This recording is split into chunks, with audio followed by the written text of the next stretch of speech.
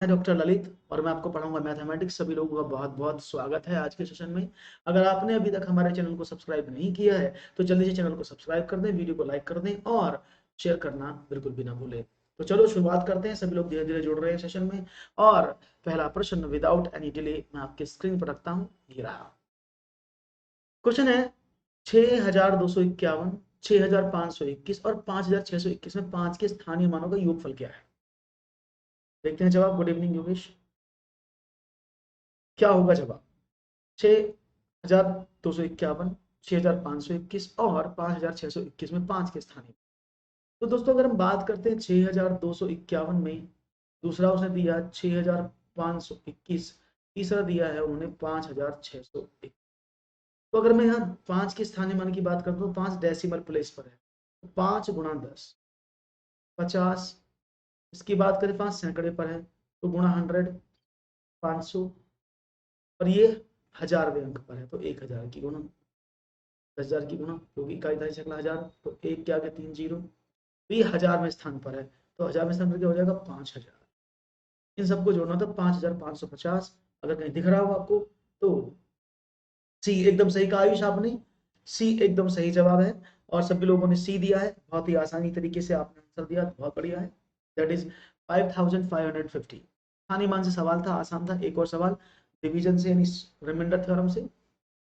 जब 1808 को 108 से भाग दिया जाए और जो शेषफल आए, और 90,909 को 109 से भाग देने पर प्राप्त शेषफल से भाग दिया जाता है, तब भागफल क्या होगा? When the remainder obtained by dividing 80,808 by 108 is divided by the remainder obtained by dividing 90,909 by 109, then the question is what? उड़ा दिया सीटेट के एग्जाम को, बहुत बढ़िया। कब था? अपनी क्लास से थे सारे क्वेश्चन, बहुत बढ़िया। तो आपका कब था एग्जाम आयुष?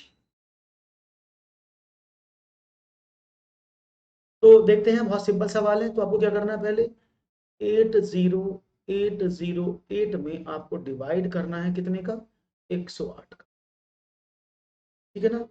और 90909 में आपको डिवाइड करना है 109 का। इन दोनों से रिमाइंडर निकालना है। 23 को था, चलिए बहुत अच्छी बात है। तो 108 का डिवाइड करें तो आपने कहा ओके, तो ये कितनी बार जाएगा? आपने कहा 7 बार। तो 8 बार तो जा नहीं सकता, तो 7 अट्ठे 56 और 7 एकम 7। तो 8 में से 6 गए 2, 5 में से 10 में से 5 गए 5। आपने 0 ऊपर से ले लिया, तो कितनी बार जाएगा? आपने कहा 5 बार। 5 बार नहीं जाएगा, 4 बार ही जाएगा। 4 अट्ठे 32 और 4 एकम 4। कितना बचा? यहाँ से लिया ढाई 10, 10 में से 2 गए 8, 11 में से 3 गए 8, 88। अब आपने 8 उतारा तो कितनी बार जाएगा? 8 बार। माफ करिएगा, 8 8 एकम, तो कितना बचा? आपने का 4। तो यहां से रिमाइंडर 24 बचा, यानी इसका जो रिमाइंडर वो 24 है। अब इसकी बात करते हैं, ये कितनी बार जाएगा? 8 बार। 72 8, 7 3 0, 3 बार जाएगा। 27 3, कितना बचा यहाँ पर? आपने कहा 3, और 6 में से 2 गए 4 और 9। अब 4 बार जाएगा, कितने बार हुआ? 36, 436। तो यहाँ पर बचा 3।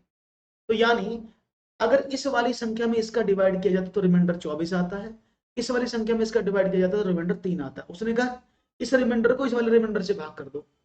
24 जो रिमाइंडर पहली वाली से आया उसमें दूसरी वाले रिमाइंडर का डिवाइड करें तो कितना आएगा? That right answer will be 8। Right option A. Clear है? तो जब आपको रिमाइंडर से, तो सवाल थोड़ा सा बड़ा था, उसने घुमा के पूछा है इस रिमाइंडर को इससे डिवाइड करें तो क्या आएगा, तो आपने आसानी से आंसर दिया 8 आएगा। एकदम करेक्ट आंसर है, कोई भी दिक्कत नहीं हुई सवाल में और आपने आसानी से प्रश्न को पूरा कर लिया। एक और सवाल, 3 से ही 1/3 में कितने 1/6 हैं? How many 1/6 are there in 3:1/3? तो ये सवाल ऐसा है कि अगर मैं आपसे ये पूछूं कि 100 रुपए में कितने 5 रुपए के नोट हैं, तो आप इसको कैसे करेंगे? आपने कहा 100 में सीधा डिवाइड कर दो 5 का, तो 20 नोट आ जाएंगे। तो सेम सिचुएशन इस सवाल की है। ये 3 से 1/3, 3 3 और 1 10/3, तो 10/3 में कितने 1/6 है, तो उसका डिवाइड कर दो बस, और डिवाइड अगली बार में मल्टीप्लाई बन जाता है, आप जानते हैं। तो 3 दूनी 6 और 10 दूनी 20, तो नहीं 20 होंगे, 20 1/6 होंगे। 3:1/3 में 20 1/6 निकलेंगे। बढ़िया, क्या बात है, आज तो बड़ी तेजी से सब लोग आंसर दे रहे हैं, काफी अच्छा माहौल और काफी अच्छी तरीके से आप जवाब दे रहे हैं, बहुत अच्छा लग रहा है मुझे, दैट्स वेरी नाइस। एक और प्रश्न आपके स्क्रीन पर, फिर तो ये रहा। 10 दहाई 11 सैकड़ा और 12 इकाइयां बराबर हैं। 10 100 plus 11 100, 10 tens plus 11 100 plus 12 unit is equal to what. और सवाल हमेशा मैं बताता हूँ कि जब भी आपको जो दिया बस उसका ही आप यूज करें। 10 दहाई बोला, 10 दहाई का मतलब 10 की गुना। 11 सैकड़ा बोला तो 11 सैकड़ा में 11 में 100 की गुना। 12 इकाई बोला तो 12 में 1 की गुना। ये हो गया 100, ये हो गया 1100, ये हो गया 12, 2 1 2 1, और उत्तर क्या मिला है, एकदम नेक, that is option number D. क्या बात है, आज तो मजा आ रहा है, बड़े अच्छे अच्छे क्वेश्चन मिल रहे हैं। अभी पेडागोगी भी आएगी और अभी कंटेंट भी आएगा, डोंट वरी, अभी थोड़ा थोड़ा धीरे धीरे सेशन शुरू हुआ है तो लेवल धीरे धीरे बढ़ता चला जाएगा। बहुत ही अच्छे से जवाब मिल रहे हैं, इसलिए मैं फास्ट भी करा रहा हूँ। एक और सवाल लेता हूँ। 96 के सभी धनात्मक गुणनखंडों का योगफल कितना है। 96 के सभी पॉजिटिव इंटीजर्स हैं, उनका गुणनखंड, जो गुणनखंड होंगे, फैक्टर्स होंगे, उनका योग कितना है। और ये मैंने आपको हर बार बताया है कि यहाँ दो सवाल पूछता है, या तो ये पूछेगा, इसमें टोटल पिछले वाले सेशन में क्या था कि उसने पूछा था कुल गुणनखंड की संख्या कितनी है, और अब पूछा योग कितना है, ठीक है ना। तो देख लेते हैं, अगर मैं इसको 96 के फैक्टर करने की बात करता हूँ तो संख्या कितनी होगी, इसके फैक्टर करें, कितने टोटल फैक्टर है, 1 गुणा 96 एक फैक्टर, 2 गुणा 48 दूसरा फैक्टर, 3 गुणा 32 तीसरा फैक्टर, 6 गुणा 16 चौथा फैक्टर, चौथा सीरीज, और 7 से कटता नहीं 8 गुणा 12 तीसरा फैक्टर, और क्या बचा, 9 से कटता नहीं, 10 से कटता नहीं, 11 से नहीं कटता, बात खत्म होगी। तो यानी टोटल मिलाकर वो फैक्टर पूछे कितने हैं, तो कितने फैक्टर होंगे, 1 2 3 4 5, तो टोटल 10 तो फैक्टर्स की संख्या है। अब इनको जोड़ लेते हैं, तो जोड़ेंगे क्या, देखो कितना हुआ, 2 और 1 3 और 3 6 और 6 12 8 20, तो इधर से आ गया। इसको देखो, 6 8 14 तो 16, और 6 22, और 2 24, 8 तो 10 10, और 6 16, और 6 22 और 2 24, यहाँ पर आ गया 4, और इसको देखिए 9 और 4 13, और 3 16 और 1 17 और 1 18 183। अब इनको जोड़ दें तो कितना मिलेगा, तरीका नंबर 1 252 आ जाएगा। 48 दूनी 96 सही है, 32 तिया 96 ठीक है, कोई फैक्टर बचा नहीं है, तो 8 फैक्टर और टोटल 252 अगर आप इसको ऐड करेंगे। वैसे इसका एक तरीका और भी है, मैं आपको बता दूं, इसका तरीका और एक भी है, उसको भी आप देख सकते हैं। वो क्या है, 14 और 3 17, ठीक है। आप इस 96 के प्राइम फैक्टर निकाल लो, अगर वो पूछे प्राइम फैक्टराइजेशन कितने होंगे, तो प्राइम फैक्टर कैसे निकालते हैं, उसको ऐसे कर सकते हैं, 2 से काटें तो 48, 2 से काटे तो 24, 2 से काटे तो कितना आता है 12, 2 से काटे तो 6, फिर 2 से काटे 3, तो ये 2 और 3 इसके प्राइम फैक्टर्स हैं ओनली, 2 और 3 केवल इसके प्राइम फैक्टर हैं, ठीक है ना, बात समझ में आ गई। तो 2 और 3 इसके फैक्टर हैं, वो हर तरह से बताऊंगा मैं। 2 की पावर कितनी है, 1 2 3 4 5, और 3 की पावर 1, आप इसको ऐसे भी कर सकते हैं, ठीक है। तो बात समझ में आ गई, तो ऑन में क्लियर है। एक और क्वेश्चन आपके स्क्रीन पर, यदि हमें दो भिन्नों का गुणनफल 14/15 तथा उनका भागफल 14/24 है, तो इनमें से बड़ी संख्या क्या है। दो भिन्न है आपके सामने, अगर उनकी मैं गुणा करता हूं तो 14/15 आता है, उनका डिवाइड करता हूं आपस में तो 14 नहीं है दोस्तों, ये एक मिनट रुकिएगा, ये 14 नहीं है, कुछ और है, इसको इसमें कुछ डिजिट में प्रॉब्लम है, इसको देखते हैं। उसमें डिजिट में प्रॉब्लम, उसको लास्ट में चेक करूंगा। 26 और 26 शतांश को लिखा जाता है 26 and 26 of 100 are written as, कैसे लिख सकते हैं हम, 26 और 26 के शतांश को कैसे लिख सकते हैं। और ये मैंने आपको बताया शतांक, शतांश, दशांश, हजारांश क्या होते हैं, ये मैंने आपको ऑलरेडी एक्सप्लेन किया हुआ है, उसको मैंने आपको ऑलरेडी लिखा हुआ है। तो जो अगर 26 तो टोटल 26 हो गया, 26 का शतांश मतलब होता है 100वां हिस्सा, तो 100 का डिवाइड कर दो, तो ये बना 0.26, तो कितना होगा 26.26। अगर वो दशांश बोलता, 26 का दशांश बोलता, तो 26 का दशांश में 10 का डिवाइड, हजारांश बोलता तो 26 में 1000 का डिवाइड। तो जो अंश बोला है उसी को आपको करना होता है, तो 26.26 you can find out. Okay, very good. एक और सवाल, ऐसे कॉन्सेप्चुअल सवाल सीटेट में बहुत ज्यादा पूछे जा रहे हैं, क्योंकि आपको एक सवाल को करने के लिए सभी को वेरीफाई करना पड़ेगा, सभी को पढ़ना पड़ेगा, then you can only give the answer. तो पहला सवाल, सॉरी पहला ऑप्शन क्या है, इसमें आपको आइडेंटिफाई करना कौन सा गलत सही नहीं है, यानी विच वन इज रॉन्ग, ये आपको बताना है। तो 10 सेंटीमीटर भुजा वाले वर्ग का क्षेत्रफल 10 सेंटीमीटर लंबाई और 0.1 मीटर चौड़ाई वाले आयत का क्षेत्रफल के बराबर होता है। 1 मीटर 5 सेंटीमीटर बराबर 1.5 सेंटीमीटर होते हैं। 0.40 और 0.4 समान है, या 3/4 बराबर 0.75 के बराबर होता है। इनमें से कौन सा सही नहीं है, विच वन इज रॉन्ग। तो देखते हैं सही कौन सा नहीं बताते हैं आप इनमें से, और ए बता रहे हैं, तो देख लेते हैं। ए ऑप्शन सबसे ज्यादा मुझे मिला है, ए, और बी भी बोल रहे हैं लोग, तो देख लेते हैं क्या। देखो 10 सेंटीमीटर भुजा वाले वर्ग का क्षेत्र 10 सेंटीमीटर भुजा, तो उसका वर्ग कितना हो जाएगा 10 का स्क्वायर, 100 सेंटीमीटर स्क्वायर। वहीं एक आयत की लंबाई 10 है और उसकी चौड़ाई 1 मीटर है, तो 1 मीटर 0.1 मीटर का मतलब कितना होता है 100 की गुना, तो 10 सेंटीमीटर इसकी चौड़ाई है, तो आयत का क्षेत्रफल लंबाई गुना चौड़ाई बराबर 100, तो ये दोनों बराबर है, पहला वाला तो सही है। 1 मीटर 5 सेंटीमीटर, देखिए 1 मीटर में 100 सेंटीमीटर होते हैं, तो 5 में कितने होंगे 0.05 होना चाहिए, तो ये 1.5 लिखा है, तो इसका सही वैल्यू क्या होना चाहिए 1.05 सेंटीमीटर, तो यही गलत लिखा है। 0.40 और 0.4 समान है, बिल्कुल समान है, क्योंकि दशमलव के बाद क्रमिक जीरो का कोई भी महत्व नहीं होता। और 3/4 रुपए में अगर डिवाइड करें तो 3 में 4 का डिवाइड करेंगे तो 0.75 ही आएगा। तो राइट ऑप्शन था ऑप्शन नंबर 2, ये इसमें रॉन्ग प्लेस्ड है, ये सही नहीं है, बाकी सब ठीक है। क्वेश्चन है 14/33, 21/22 और 42/55 का में से क्या है। एक 14/33, दो 21/22, 42/55, ओके दो बार लिख गया 42/55, तो इसको नन ऑफ दीज कर लीजिए, एक इनमें से कोई नहीं। 14/33, 21/22, 42/55 में का में से। अब देखो जब भिन्नों का आप HCF निकालते हैं तो शायद आपको याद हो क्या करते हैं, अंश का वही निकलेगा जिसको फाइंड आउट कर रहे हो HCF, और जो बचा हर उसका LCM। अब देखो अंश का HCF यानी 14, 21 और 42 का तो HCF निकालना है आपको, और 33, 22 और 55 का LCM निकालना है आपको। तो 14, 21 और 42 का HCF तो 7 होता है, 7 तो इसमें किसी में भी नहीं है, तो यानी ऑप्शन यही गलत है, 7 तो किसी में भी नहीं लिखा। अब 33, 22 और 55 का एलसीएम कैसे निकालेंगे, देखो 33, 33, 22 और 55 में 11 कॉमन है, तो 3, 2 और 5 इनका एलसीएम निकालो, तो तीनों ही अभाज्य संख्याएं हैं, तो 5 दूनी 10 या 30 और 11 330, तो 330 इसका एलसीएम आया। तो सही जवाब क्या है, इसका एचसीएफ क्या होना चाहिए 7/330, तो इनमें से कोई नहीं इसका सही जवाब होगा। ठीक है, क्लियर है।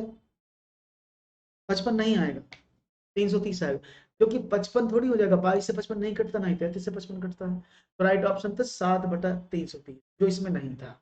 एक और सवाल, एक संख्या 100 के आधे से छोटी है और 4 धाई तथा 5 धाई के बीच में है, इसके इकाई का अंक दाई के अंक से 1 कम है। यदि संख्या में अंकों का योग 7 है तो अंकों की गुणनफल कितना है, अंकों की गुणा कितनी है। A number is smaller than half of the 100 and is between 4 tens and 5 tens. Its unit digit is 1 less than the 10th digit. If the sum of the digits in the number is 7, the product of the digit is what? 10 का B। तो देखो सवाल बहुत simple सी है, तो ऐसे सवालों को क्या करते हैं हम नॉर्मलाइज करते हैं। उसने बोला एक संख्या 100 के आधे से छोटी है, इसका मतलब 100 से छोटी है। उसने बोला 4 दाई और 5 दाई के बीच में, यानी 40 और 50 के बीच में, इन दोनों के मिड में है। अब देखो इनके बीच में कौन कौन सी संख्या आती है, आपने कहा सर 41 आता है, 42 आता है, 43, 44, 45, 46, 47, 48 और 49, ये इनके मिड में आते हैं। उसने कहा कि इसके दाई का अंक इकाई के अंक से एक कम है। देखते हो, इसके इकाई का अंक इसके दाई के अंक से एक कम है। अब देखो सिर्फ यही संख्या है जिसमें इकाई का अंक 3 और दाई का अंक 4 है, दोनों में एक का अंतर है ना, सिर्फ यही तो अंक है, बाकी सब में बड़ी बड़ी चीजें लिखी हैं। तो यानी 43 वो नंबर है और उसका अंकों का योग 7 है, बिल्कुल सही लिखा उसने, 4 + 3 = 7 है। तो इन दोनों की मल्टीप्लाई पूछ रहा था वो, तो 4 × 3 = 12। तो right option C correct answer होगा इसका, C is the correct answer.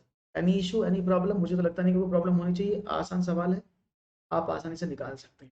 एक और सवाल की बात करते हैं, ये रहा आपका, हमने एक और सवाल, लेट्स सी, देखते हैं एक और प्रश्न क्या मिलता है आपके साथ। किसी पिज्जा का 1/4 भाग रेनू ने खा लिया, शेष पिज्जा को 12 बच्चों में बराबर बांट दिया गया, इनमें से प्रत्येक बच्चे को पिज्जा का कितना भाग मिला? तो देखते हैं, रेनू एट 1/4 ऑफ पिज्जा, एक पिज्जा आया उसमें से 1/4 हिस्सा रेनू खा गई। 16 बच्चे देख रहे थे बैठे बैठे हमारा भी नंबर आएगा। अब जैसे ही नंबर आया तो उसने बोला डिवाइडेड इक्वली अमंग 12 चिल्ड्रन, तो बचा वो पिज्जा जो था वो 12 बच्चों में बांट दिया। अब आपको ये बताना भैया कि एक बच्चे को कितना मिला, तो आप यही बोलोगे सर जी हम पिज्जा खा ही नहीं रहे, क्योंकि एक पिज्जा में से इतना सा भाग मिला, कैसे करना, उसमें तो डांट भी गीली नहीं होगी, ऐसा बोलते हैं, कहावत है। लेकिन हमें तो गणित करना है, तो क्या करें, यानी उसने क्या बोला, एक पिज्जा में से 1/4 वो खा गई, तो कितना बचा, 3/4, तो 3/4 पिज्जा अभी बाकी बचा हुआ है। उसने बोला इसमें से 16 भागों में बांट दिया इसको, इसको 16 भागों में बांट दिया भैया, क्या करें, मजबूरी हो गई है। तो उसने जब 1/4 भाग खा लिया और शेष पिज्जा को, सॉरी, 12 बच्चों में बांट दिया, तो कितना बचा, आपने कहा 3×4 = 12, तो एक बच्चे को पिज्जा का 1/16 भाग मिला, यानी उस बालक को उस पिज्जा का जो हिस्सा उसका भी 1/16 भाग, तो एक एक कैपेस कम ही आई होगी, छोटी छोटी काट काट के, ठीक है। तो राइट ऑप्शन, ऑप्शन नंबर है 1/16 ए। तो आप ऐसी पार्टी में मत जाइएगा जहां पर इस तरह से पिज्जा मिले। ओके, एक और बढ़ते हैं बात, क्वेश्चन आपके सामने। क्वेश्चन है, हारून एक फल की दुकान पर गया, उसने 1.5 दर्जन केले 2.5 रुपए प्रति केले की दर से, 3.5 किलोग्राम सेब 57 रुपए 60 पैसे प्रति किलोग्राम की दर से, 1.5 किलोग्राम आम 75.40 रुपए प्रति किलोग्राम की दर से, और 750 ग्राम अंगूर 120 रुपए प्रति किलोग्राम की दर से खरीदे।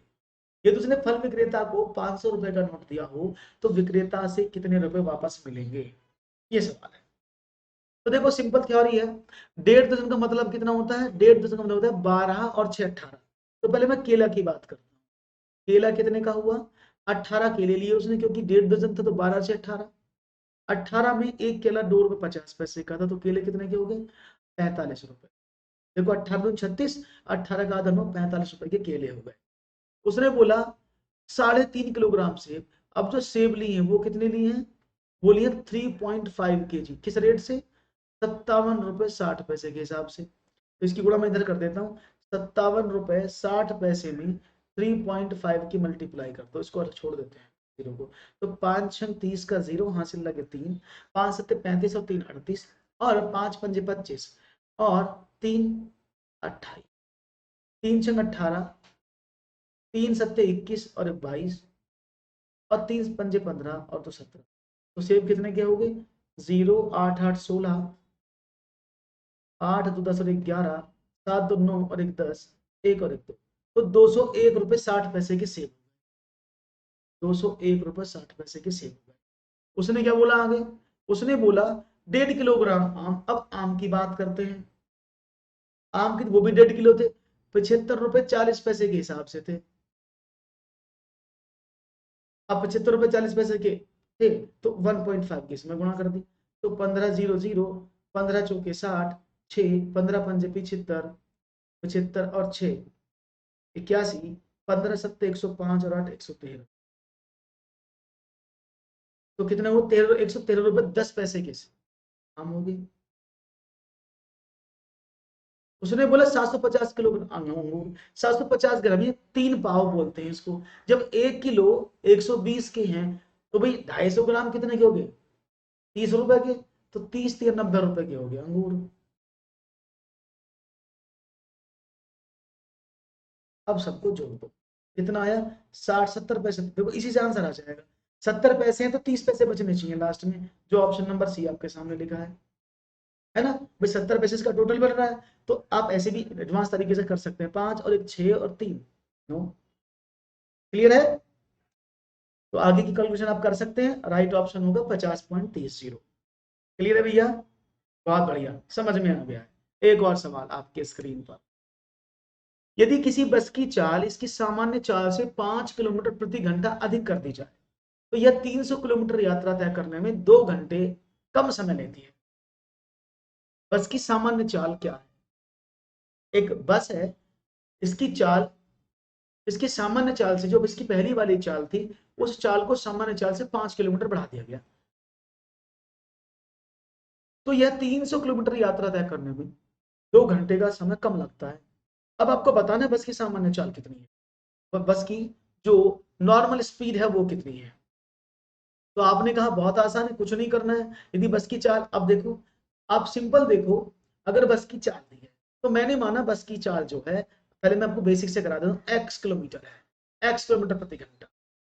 अब हुआ क्या, अब वो किसी डिस्टेंस को कवर कर रही है, यानी एक डिस्टेंस यहां से यहां तक, तो यहां से यहां तक की डिस्टेंस को कवर कर रही थी, तो मैंने माना डिस्टेंस थी टी। ठीक है, तो अगर मैं यहां से यहां तक का टाइम निकालूं तो दूरी हो गई टी, डिस्टेंस हो गई टी, और चाल हो गई एक्स। तो अगर मैं आपसे बात करूं तो भाई समय क्या होता है, टाइम क्या होता है, आपने कहा दूरी बटे चाल। भाई ऐसे तो होता है, स्पीड बराबर डिस्टेंस अपॉन टाइम, टाइम को आपने उधर भेज दिया, तो डिस्टेंस अपॉन स्पीड हो गया ना, तो डी अपॉन, क्योंकि चाल कांस्टेंट है इसलिए इसको मैं 1 भी मान सकता हूं, क्योंकि चाल मेरी कांस्टेंट है। तो यहां पर सब 45 इसका आंसर देगा, ऐसा नहीं होगा ना, ऐसे नहीं होगा। क्योंकि सवाल को समझने की कोशिश करना कि आपको समय दिया है, तो समय का मतलब क्या है, आप क्या निकालेंगे, T1 और T2 निकालेंगे, और 300 किलोमीटर की यात्रा थी, तो इस D का मान आप सीधा 300 भी पुट कर सकते हैं, एक्स बाद में कर लेना।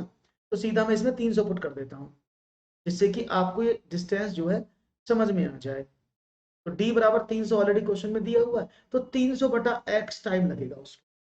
अब उसने क्या काम करा, इसकी जो स्पीड थी वो x की जगह उसमें 5 किलोमीटर प्रति घंटा बना दिया, तो अब समय कितना लगेगा, आपने कहा T2 निकाल लेते हैं, तो T2 कितना लगा, डिस्टेंस तो सेम थी, अपॉन x प्लस 5, ये हो गया। यानी इन दोनों का अंतर जो था वो कितना था, वो था 2 घंटे। यानी अगर मैं T1 में से T2 घटा दूं तो 2 घंटे का समय आता है। T1 T2 आपके सामने है, T1 था 300 बटा x, और T2 था 300 बटा x प्लस 5 बराबर 2 घंटा। आपने इसका एलसीएम लिया x into x plus 5, short से भी कराऊंगा अभी, तो क्या बना, आपने कहा 300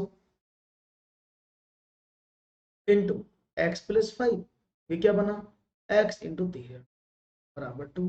अब क्या करें भाई, ये हो गया 300x प्लस का 1500 माइनस का 300x बराबर 2 इंटू एक्स प्लस 5, इससे ये कट गया, तो क्या बना, ये इधर कर देता हूं, तो ये क्या होगा 2x² plus 10, 2 into x square plus 5x is equal to 1500, 2 का डिवाइड कर दिया, तो x² plus 5x is equal to 750, इधर लिया है, तो x² प्लस 5x माइनस का 750 बराबर 0। तो ये इक्वेशन आपके सामने आ गई।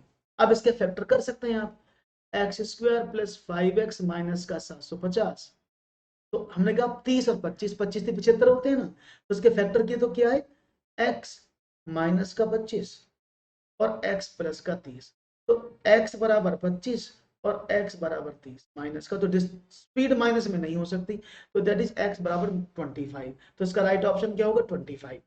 ये था तरीका नंबर 1, बिल्कुल बेसिक वाला, जिससे आपको समझ में आता है। अब इसको अगर हम ऑप्शन से उठाते तो ये बहुत ही आसानी से हो जाता। देखो कैसे कराता हूँ ऑप्शन से भी, देखो ये समझ में आ गया सबको, जल्दी से स्क्रीनशॉट ले लो, इसको मैं हटा रहा हूँ, ठीक है ना। अब क्या करें, अगर हम बात करते कि भाई हम ऑप्शन लेते, पहला ऑप्शन 25 है, फॉर एग्जाम्पल बस की चाल जो है वो 25 किलोमीटर प्रति घंटा है, तो 300 किलोमीटर जाने में कितना समय लगेगा। आपने 300 में 25 का भाग कर दिया, क्योंकि डिस्टेंस अपॉन स्पीड, तो लगे कितने 25, एकम 25 बचे तो 14 घंटे लगे, 14 घंटे लगेंगे ना। हाँ, 25 एकम 25 5 25 12 घंटे लगे ना, तो 12 घंटे लगे। अब उसने बोला इस चाल को 5 किलोमीटर बढ़ा दो, तो 25 में 5 और जोड़ दें, तो ये होगी स्पीड 30, तो कितना हुआ 300/30। अब कितने घंटे लगे 10, अंतर कितना 2 घंटे का, तो आप इसको डायरेक्ट ऐसे भी कर सकते हैं, ठीक है ना। तो 25 दूनी 50, क्योंकि पहली वाली में 12 घंटे थे पहले ऑप्शन से, और दूसरी वाली में 10 घंटे, 2 घंटे का अंतर आ गया, तो यानी स्पीड 25 किलोमीटर प्रति घंटे होगी। आप इसको ऐसे भी निकाल सकते थे। बेसिक मैंने बता दिया कैसे करना है। एक और सवाल आपके स्क्रीन पर रखता हूँ, ये रहा।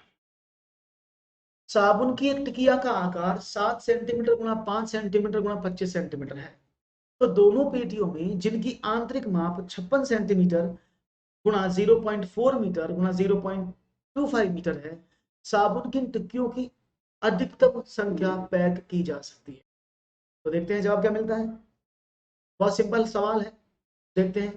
देखो एक टिक्की आकार दिया है सेंटीमीटर में, ये रहा, ये लिया है मीटर में, तो सबसे पहले तो मुझे क्या करना पड़ेगा, अगर मैं इस पूरी पेटी के वॉल्यूम में साबुन के टिकिया के वॉल्यूम का डिवाइड कर दूं, तो मुझे नंबर ऑफ टिकिया पता लग जाएंगे कितनी आएंगी। ये तो है भाई, तभी तो पता लगेगा कि एक पेटी में इतनी टिक्की आ रही है, तो उसने बोला कितनी टिक्की पैक की जा सकती है। तो मैंने क्या काम किया, हमने कहा 56 मल्टी, देखो ये मीटर में है, तो इसमें 100 की गुणा कर दूं तो ये सेंटीमीटर में बदल जाएगा, ये भी मीटर में, इसमें 100 की गुणा कर दी तो ये भी सेंटीमीटर में बदल जाएगा। टिक्किया कितनी थी, 7 गुणा 5 गुणा, ठीक है ना। तो 5 से काटते हैं इसको, चलो देखो 5 अट्ठे 40 और 56, 7 गुणा 5 गुणा 25 सेंटीमीटर, माफ करिए 2.5 है, ये टिकिया का साइज 2.5 है, इसको पॉइंट कर लीजिएगा, नहीं तो टिकिया आएगी ही नहीं, ठीक है ना। 5 अट्ठे 40, यहाँ से दशमलव हटाया और यहाँ बढ़ा दिया, 25 अट्ठे 216, ठीक है ना। 25 एकम 25, 15 छक्का 150 और 7 अट्ठे 56, तो कितना 8 अट्ठे 64 मल्टीप्लाई बाई 16, 16 छक्कम 96 और 16 चौका 66, 16 छक्कम 96 और 6 907 640। ये 1 मिनट रुकिएगा, इसको पॉइंट कर लीजिएगा पहले, जिससे कि आसानी से समझ में आ जाए। दिस इज पॉइंट, इस पॉइंट से गड़बड़ हो रही है, ये वाला एक पॉइंट है, क्योंकि साबुन की टिक्की 7 सेंटीमीटर लंबी हो सकती है, 5 सेंटीमीटर ऊंची हो सकती है, लेकिन 25 सेंटीमीटर चौड़ी नहीं हो सकती, ठीक है ना। तो समझिएगा जवाब क्या है इसका, राइट ऑप्शन इसका बी ही है। देखते हैं कैसे, अब क्या हुआ, तो यानी 56 सेंटीमीटर का ये था, 40 सेंटीमीटर का ये, 25 सेंटीमीटर का ये, upon 7 multiply by 5 multiply by 2.5। जब मैंने इसको यहाँ से हटाया तो 0 यहाँ बढ़ा दिया, तो 25 धन 250, 5 दूनी 10, 7 अट्ठे 56, 8 दूनी 16 चौका 64, 640, तो 640 टिक्की टोटल उसके अंदर आई, ठीक है। 640 टिक्की आएंगी, तो आप इस ऑप्शन को चूज कर लोगे, लेकिन ऐसा नहीं है, क्योंकि साबुन में टिक्कियों में 2 टिक्कियां थी, यानी 2 पेटी थी वो, एक पेटी में 640 आते, उसने बोला 2 पेटियां हैं, तो एक पेटी में 640 आता, 2 पेटी में कितने आएगा 1280। That is the right option 2। Clear है बात, प्रॉब्लम नहीं है, समझ में आ गया। ओके, सवाल में थोड़ा सा मिसप्रिंट था, जो सवाल गलत हो रहा था। Is it clear. एक और सवाल लेते हैं, तो 1280 टोटल उसमें आ जाएंगे। एक और सवाल आपकी स्क्रीन पर, किसी आयत की लंबाई उसकी चौड़ाई की 3 गुना, इसकी चौड़ाई एक वर्ग की भुजा की आती है, जिसका परिमाप 72 सेंटीमीटर है, तब इनमें से कौन सा, ये बहुत इंपॉर्टेंट क्वेश्चन है, और बार बार मैं बोलूं एग्जामिनेशन में आपको इस तरह के क्वेश्चन बहुत बार देखने को मिलेंगे, क्योंकि ऐसे सवाल बार बार पूछे जा रहे हैं, क्योंकि फैक्चुअल क्वेश्चन ज्यादा से ज्यादा आ रहे हैं एग्जामिनेशन में। तो देखते हैं जवाब क्या है। एक आयत है, ये मैंने आयत बनाया, एक वर्ग है, ये मैंने वर्ग बनाया। उसने कहा इस वर्ग की एक भुजा की आधी है। अगर वर्ग की भुजा फॉर एग्जाम्पल एक्स है, तो आयत की जो चौड़ाई है वो x/2 होगी, और लंबाई कितनी होगी, उसकी लंबाई होगी कितनी, आपने कहा उसकी चौड़ाई की 3 गुना, तो 3x/2। तरीका नंबर 1, ऐसे मान सकते हैं। तो ये अगर आप, ये सिर्फ मानने के ऊपर डिपेंड करता है, मैं अभी आगे बताऊंगा आपको। उसने बोला इसकी चौड़ाई, जिसका परिमाप 72 है, अब इसका परिमाप 72 है, तो यानी 4x बराबर 72, x बराबर 18। तो x की लंबाई, इसका मतलब इसकी भुजा 18 है, इसकी भुजा कितनी है, इसकी आधी, 18/2 बराबर 9, और इसकी चौड़ाई 3 गुना, तो 9 गुना 3 यानी 27। तो इस आयत की जो लंबाई चौड़ाई आपने निकाली है वो 9 और 27। Is it clear? ये बात समझ में आ गई। अब कहानी शुरू करते हैं। इसका वर्ग कितना है, आपने कहा 18 चौक 72, तो 72 इसका हो गया परिमाप। इसका कितना हुआ, 2 into L plus B, 27 plus का 9, तो 36, 36 दूनी 72, एक तो 72 आ गया। तब क्या होगा, आयत और वर्ग दोनों के परिमाप बराबर हैं, देख लो भाई, 27 और 9, 36, 36 में 2 की 72, इसका ऑलरेडी 72 था। इसको देखें, आयत का परिमाप वर्ग के परिमाप से कम है, कहाँ कम है, वर्ग और आयत दोनों के क्षेत्रफल बराबर है, नहीं, क्योंकि इसका होगा 18 का स्क्वायर होगा 27 गुणा 9, नहीं होगा। आयत का क्षेत्रफल वर्ग के क्षेत्रफल से अधिक है, नहीं, आयत का क्षेत्रफल कम होगा, वर्ग का ज्यादा होगा। तो राइट ऑप्शन क्या, ऑप्शन नंबर ए होना चाहिए। यही तो है, इन दोनों के परिमाप भी तो बराबर निकले, जो हमने सॉल्यूशन किया है, जो हमने कैलकुलेशन की है, तो वो ए ऑप्शन तो मिल रहा है मुझे, 72 टू 72। तो प्रॉब्लम कहां से आ गई, ठीक है, वो दिक्कत, आगे बढ़ू, कंफ्यूजन है तो फिर से बता देता हूं, राइट ऑप्शन ए है, ठीक है ना। The perimeter of both rectangle and square are same. आगे बढ़ते हैं, एक और सवाल। शिक्षिका ने कक्षा 5 में समाचार पत्र वितरित करके छात्रों से सबसे बाद में मैच के भारतीय टीम के खिलाड़ियों के स्कोर को पढ़ने के लिए कहा। नमस्कार अधिकार। इसके पश्चात उसने छात्रों से इन स्कोरों का दंड ग्राफ खींचने के लिए कहा। वह शिक्षिका प्रयास कर रही थी छात्रों की वास्तविक जीवन और गणितीय संकल्पनाओं के बीच संबंध जानने में सहायता करने की, परियोजना उपागम द्वारा छात्रों को शिक्षा देने की, कक्षा को आनंदमय और अभिव्यक्तिशील बनाने की, या छात्रों की तार्किक क्षमता में वृद्धि करने की। इनमें से आपको बताना है जवाब कौन सा होगा। शिक्षिका ने कक्षा 5 में समाचार पत्र वितरित करके छात्रों से सबसे बाद के मैच में भारतीय टीम के खिलाड़ियों के स्कोर को जानने के लिए पढ़ने के लिए कहा। इसके पश्चात उसने छात्रों से इन स्कोरों का दंड ग्राफ खींचने के लिए कहा। वह शिक्षिका क्या प्रयास कर रही थी, छात्रों की वास्तविक जीवन और गणितीय संकल्पनाओं के भी संबंध जानने में कर रही थी, परियोजना उपागम द्वारा छात्रों को शिक्षा देने की कर रही थी, कक्षा को आनंद में और अभिव्यक्तिशील बनाने की, या फिर छात्रों की तार्किक क्षमता में वृद्धि करने की। तो मैं चाहूंगा जवाब मिले। देखिए, सबसे पहले उन्होंने समाचार पत्र वितरित करके छात्रों से सबसे बाद में मैच में भारतीय टीम के खिलाड़ियों के स्कोर को पढ़ने के लिए कहा। उन्होंने कहा क्योंकि क्रिकेट सबको पसंद होता है, बचपन में सब क्रिकेट खेले, हम भी खेले होंगे, आप भी खेले।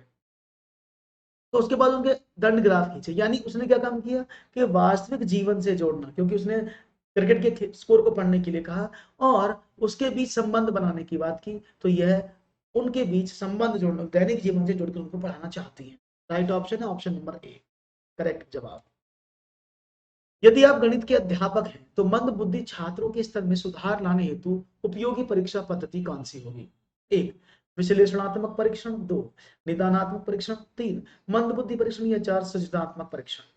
If you are a math teacher then brainstorming is a useful test method to improve the level of students। इनमें से कौन सा होगा, analytical test, diagnostic test, brain test, या क्रिएटिव टेस्ट। देखते हैं जवाब क्या मिलता है। यदि आप गणित के अध्यापक हैं तो मंद बुद्धि छात्रों के स्थान में सुधार लाने हेतु उपयोगी परीक्षा पद्धति कौन सी अपनाएं। देखते हैं आपके जवाब हमारे लिए क्या क्या। सी एंड अंडरस्टैंड। बढ़िया।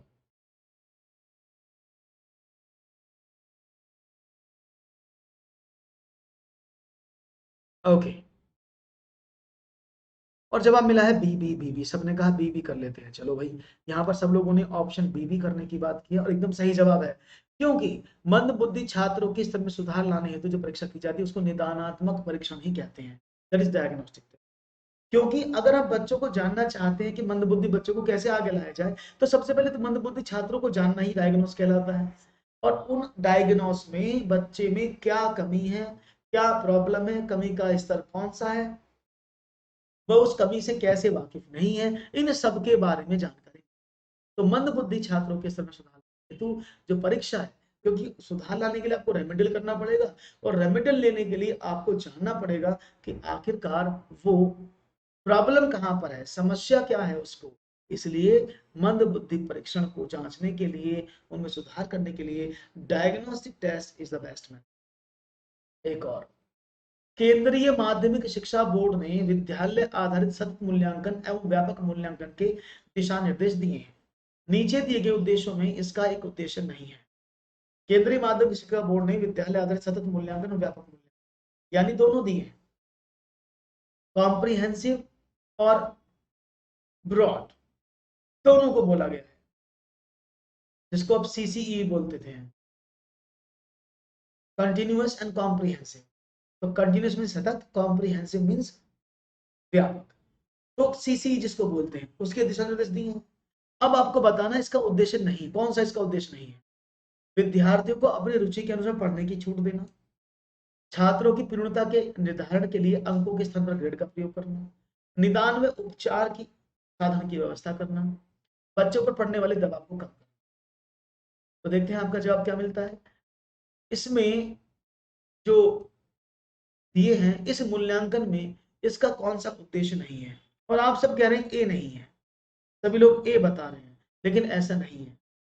जब आप मूल्यांकन करते हैं तो मूल्यांकन के अंदर सीसीई यानी comprehensive and continuous comprehensive evaluation में कहीं भी निदान व उपचार की व्यवस्था नहीं की जाती है। याद रखिएगा। अब भाई सही बात है, आप उनकी रुचि के अकॉर्डिंग तो पढ़ाओगे उन्हें, उनकी रुचि के अकॉर्डिंग तो पढ़ेंगे वो, जिस बच्चे की जिसमें रुचि उसे पढ़ने की छूट दो। ये निदान के उपचार के साधन की व्यवस्था करना, क्योंकि जो मूल्यांकन है वो निदान उपचार की व्यवस्था नहीं कराता, जो लर्निंग प्रोसेस है उसमें निदान और उपचार की सहायता होती है, समझ रहे हो। तो निदान व उपचार के साधन की व्यवस्था करना मूल्यांकन का उद्देश्य नहीं है। मूल्यांकन का उद्देश्य होता है कि बच्चे ने कितना सीखा उसको जानना, उसकी व्यवस्था करना, निदान की व्यवस्था करना, ये लर्निंग का पार्ट है। राइट ऑप्शन है ऑप्शन नंबर 3। एक और सवाल, कक्षा 3 का बच्चा 482 को 482 पढ़ता है, लेकिन लिखता 482 है। यह शिक्षक के लिए किस ओर संकेत करता है। बच्चा ध्यान से सुनता है लेकिन स्थानीय मान की समझ स्थापित नहीं कर पाया है। बच्चा कक्षा में क्या अग्र नहीं है और ध्यान से नहीं सुनता। बच्चा संख्या की अभिव्यक्ति के विस्तृत और लघु रूप से भ्रमित है। शिक्षक को स्थानीय मान विषय तब पढ़ाना चाहिए जब उसे संख्यात्मक समझ। तो देखते हैं, नहीं हल्का तो नहीं है, साइड तो बहुत भारी है, स्लाइड तो बहुत भारी है, हल्का तो नहीं है। एक बार देखने की कोशिश करें तो ये बिल्कुल सही दिखेगा। तो कक्षा 3 का बच्चा 482 पढ़ता है लेकिन लिखता ये है, तो इसमें से क्या होना चाहिए। सबने कहा बिल्कुल सही बात है। देखो, बच्चे को बोला 482, पढ़ा था उसने सही, लेकिन लिखा कैसे, उसने बोला ध्यान से नहीं सुनता। क्यों? क्योंकि लिखा तो उसने सही है 482, लिखा तो उसने सही है, लेकिन उसे स्थानीय मान की संकल्पना भी में भ्रमित है। अब इसको स्थानीय मान के बारे में पूरी नॉलेज नहीं है, इसलिए उसने 400 उसके साथ 82 लिखा है। तो राइट ऑप्शन है ऑप्शन नंबर ए, करेक्ट जवाब आपका। ये पहले वाले क्वेश्चन का यहाँ पर अटक गया है, यहाँ से पढ़ेंगे। गणित का शिक्षक अज्ञात से ज्ञात की ओर शिक्षण सिद्धांत का पालन किस विधि से करता है। Unknown to known, mathematic teacher follows the teaching principle from unknown to known, does it. प्रदर्शन विधि यानी डेमोन्स्ट्रेशन मेथड, निगमन विधि दैट इज इनकॉर्पोरेट यानी डिडक्टिव मेथड, खेल विधि प्ले मेथड और गेम मेथड, या फिर आगमन विधि इंडक्टिव मेथड या अराइवल मेथड। इनमें से अज्ञात से ज्ञात की तरफ वो किस विधि में चलता है? तो शायद आपको मैंने आगमन और निगमन अच्छी तरह से पढ़ाए हैं। आगमन विधि और निगमन विधि क्या है ये भी मैंने आपको बताया है। और आपने कहा डी। ओ माय गॉड, सब लोगों ने पढ़ा नहीं है, इसका मतलब सही से विधियों को सही नहीं पढ़ा है आप लोगों ने। बता दूं भाई, आगमन विधि का जो स्टेप है वो ज्ञात से अज्ञात की तरफ चलता है, यानी नोन टू अननोन चलता है, उदाहरण से चलता है वो, उदाहरण से नियम की तरफ चलता है वो मूर्त से अमूर्त की तरफ चलता है, वो प्रत्यक्ष से अप्रत्यक्ष की ओर चलता है, वो विशेष से सामान्य की तरफ चलता है। बात समझ में आ रही है? और इसका अपोजिट जो होता है वो निगमन विधि में चलता है। तो निगमन विधि में अज्ञात से ज्ञात की तरफ चला जाता है। राइट ऑप्शन क्या है? राइट ऑप्शन है बी। डी नहीं होगा, ठीक है? तो राइट ऑप्शन बी है निगमन विधि। एकदम सही सलामत जवाब आपने दिया है। आगे बढ़ते हैं, एक और सवाल की बात करते हैं समक्ष। चलिए, कक्षा 3 में विद्यार्थियों को संख्या पद्धति पढ़ाने का उद्देश्य है बड़ी संख्याओं के कौशल में पूर्णता प्राप्त करना, 6 अंकों तक गणना करना, 4 अंकों वाली संख्या के योग और व्यवकलन के कौशल में पूर्णता प्राप्त करना, संख्याओं को सैकड़ा, दहाइयों और इकाइयों के समूह के रूप में देखना, और स्थानीय मान की सार्थकता को समझना। तो देखते हैं आपका जवाब क्या मिलता है। Let's see and understand it.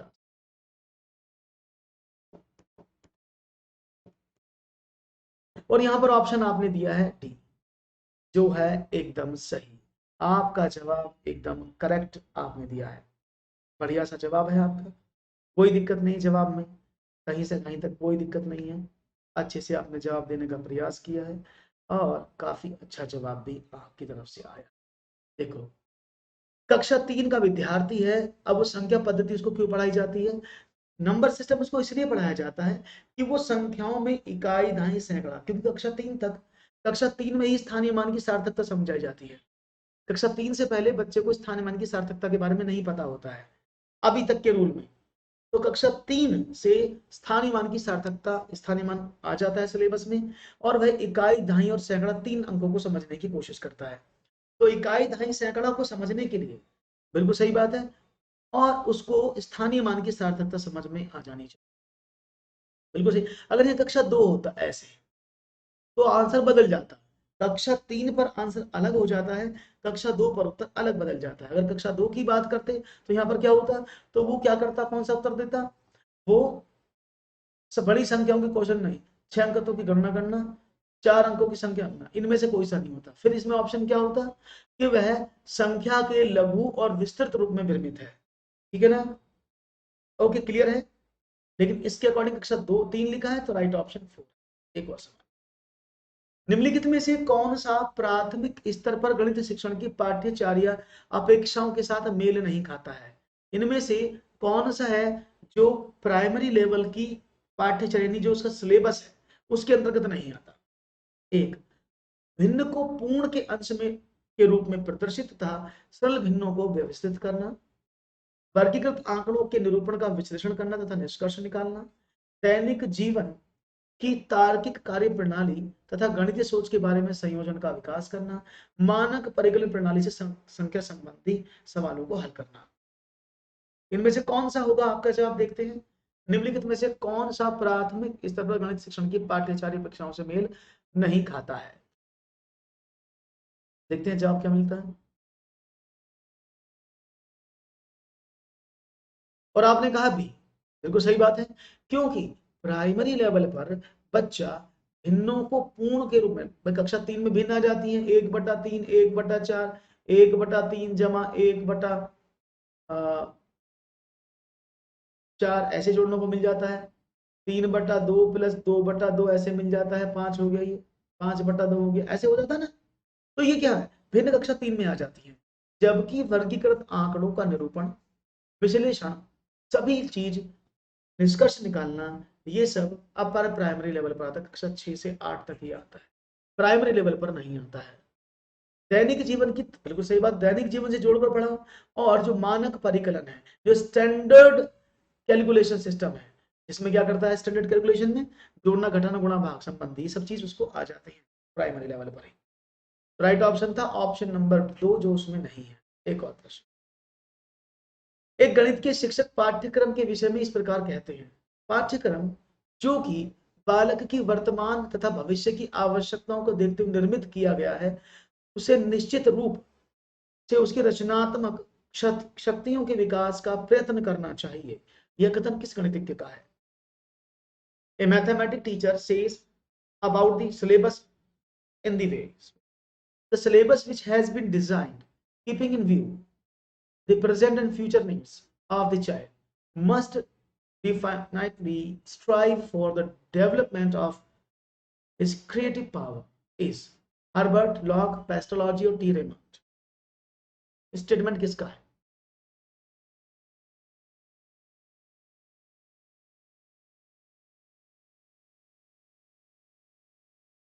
Okay, तो स्टेटमेंट दिया है आपने एबीसी, तो राइट ऑप्शन है टी रेमंड। ये स्टेटमेंट टी रेमंड साहब ने दिया है। This statement is given by T Raymond, जो सिलेबस के लिए उन्होंने दिया है। तो आप सही से समझें सवाल को, नहीं तो गलत हो जाएगा। T Raymond is the correct answer. एक और सवाल, आप कक्षा 5 में पढ़ा रहे हैं, आपने एक छात्र से पूछा कि इस गिलास को पानी से भर दिया जाए तो क्या कहेंगे? इस पर छात्र ने बताया कि भरा हुआ पानी गिलास का आयतन है।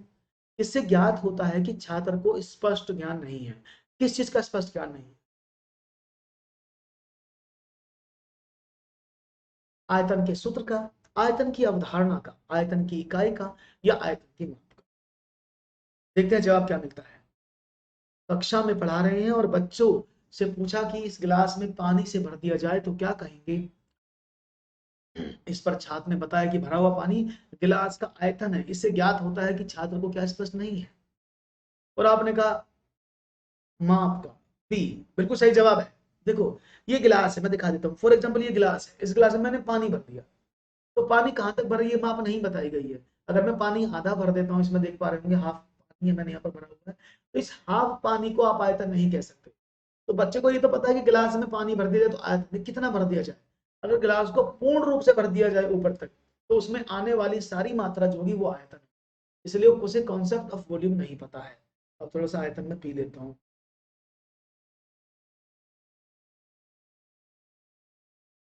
ओके क्लियर है?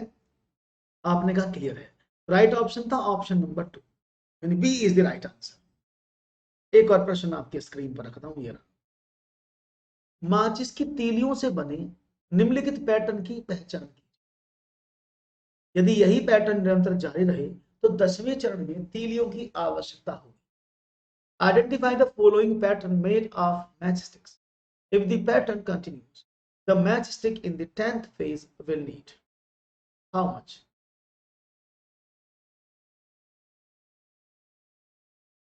इसी तरह से 10वें चरण में क्या होगा? तो इस सवाल को करने के लिए आपके बहुत सारे तरीके हैं। मैं इसको पहले आपको बता देता हूं किससे। आप जिससे पढ़ते हैं, जिसको क्या बोला जाता है, इसको बोलते हैं अर्थमेटिक सीरीज, यानी एपी, अर्थमेटिक प्रोग्रेशन, या फिर समांतर श्रेणी। तो पहले चरण में कितनी थी? 1 2 3 4 5 6। पहले चरण में 6 थी, दूसरे में 10 हो गई, तीसरे में 14 हो गई, फिर यानी इसी तरह से बढ़ती चली गई। तो उसने बोला है कि लास्ट में जब 10वां स्टेप आएगा, पहला दूसरा तीसरा, तो कितनी होगी? तो फॉर्मूला होता है पद निकालने का, पद का मान T N is equal to A plus N minus 1 into D. तो टी कौन सा पद निकालना है? 10वां नंबर निकालना है। ए कितना होता है? पहला। ए मीन्स प्रथम पद, फर्स्ट टर्म। अब बनेगा बनेगा अभी, तो कितना होगा? 6 प्लस एन माइनस 1। अब एन माइनस 1 की बात करते, एन तो 10 है, 10 माइनस का 1 इंटू डी मीन्स इनके बीच का डिफरेंस 4, वो कॉमन होता है, तभी इसको अभी बोलते हैं। तो 6 प्लस 9 चौक 36, तो यानी 42। टोटल मिलाकर 10वें चरण में 42 तीलियों की आवश्यकता होगी। तरीका नंबर 1, आप इसको ऐसे भी समझ सकते थे, देखो कैसे, कि भाई पहले चरण में कितनी तीलियां लगी, 6, दूसरे चरण में 4 और बढ़ गई तो 10 हो गई, तीसरे चरण में फिर 4 बढ़ गई तो वो 14 हो गई। यानी अगर मैं यहां से यहां तक 10वें चरण की बात करूं, पहला चरण छोड़ दूं, तो 9 चरण में कितनी तीलियां हुई, 36, और 6 पहले वाले में थी, तो टोटल 42 हो गई ना। यही आंसर। क्लियर बात समझ में आ गई, 42 कैसे आया? मेरे हिसाब से आपको आ गया होगा, क्लियर हो गया हो, कोई दिक्कत तो नहीं है किसी को, होनी नहीं चाहिए मेरे हिसाब से। एकदम सही जवाब है, नो प्रॉब्लम नो इशू, आपने एकदम सही जवाब दिया है, कोई दिक्कत नहीं है, समझ में आ चुका है। तो अगर आप चाहते हैं कि इसी तरह के प्रश्न लगातार मैं आपको देता रहूं, तो भी चैनल को सब्सक्राइब जरूर कर लें, वीडियो को लाइक कर दें और शेयर करना बिल्कुल भी ना भूलें। मैं फिर से मुलाकात करूंगा आप लोगों से इसी समय इसी चैनल पर, तब तक के लिए दीजिएगा इजाजत। वीडियो अच्छी लगी हो तो लाइक जरूर कर दीजिएगा। क्वेश्चंस का लेवल थोड़ा सा स्टार्टिंग में आसान होता है, धीरे धीरे बाद में वो टफ हो जाता है। तो चलिए आज के लिए इतना ही, अब मैं चलता हूँ, दीजिएगा इजाजत, and don't forget to subscribe our channel. Thank you very much.